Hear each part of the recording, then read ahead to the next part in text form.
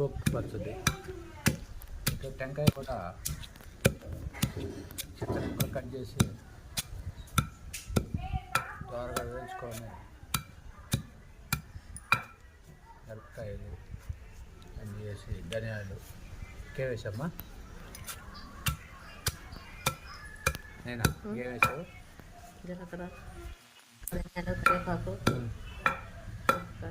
ఇంకా టెంకాయ, అల్లము అన్నీ వేసి పెంచి టమాటాలు, ఎర్రగడ్డలు అన్నీ వేసి దంచుతున్నావు. నోట్లో వేసి దంచుతున్నావు. ఇలా దంచుకొని తింటే భలే ఉంటుంది కదా పచ్చడి.